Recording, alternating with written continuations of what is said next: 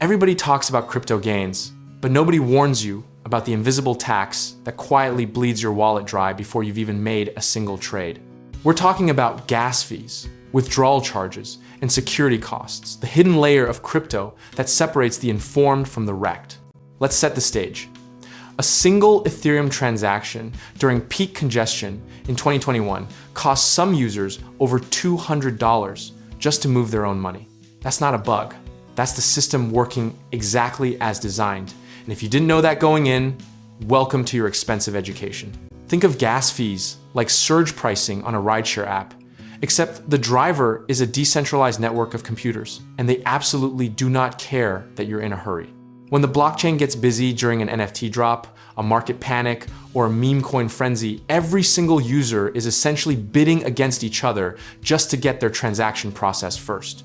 The cruel irony is that the moments you most want to move quickly are the exact moments fees spike the hardest.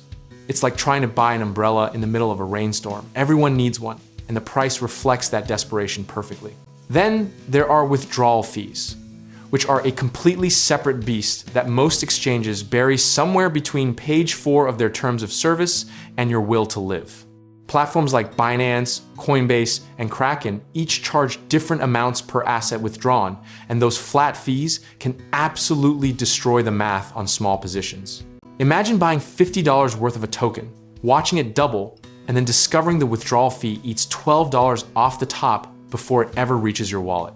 That's not investing. That's donating to the exchange with extra steps and a false sense of accomplishment. Historically, traders who survived the brutal cycles of 2017 and 2022 weren't just smarter, they were more prepared for the friction costs that compound silently over time.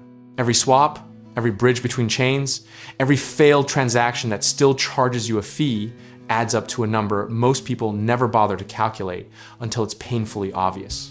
A common misconception is that once you own crypto on an exchange, the hard part is over, but custody introduces its own cost layer that can range from mildly annoying to catastrophically expensive. Hardware wallets like Ledger or Trezor run between $60 and $150.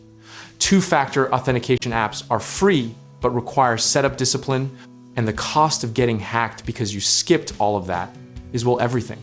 The practical lesson history keeps trying to teach us is this: budget at minimum 10 to 15% of any active trading capital, specifically for operational friction costs.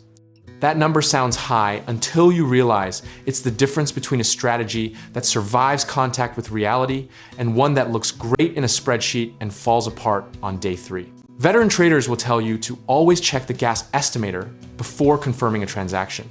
Use limit-based fee settings when your exchange allows it, and time non-urgent moves during off-peak hours, typically late night on weekdays when network demand drops. These aren't glamorous strategies, they're just the unglamorous habits that keep money in your pocket instead of on the blockchain's floor.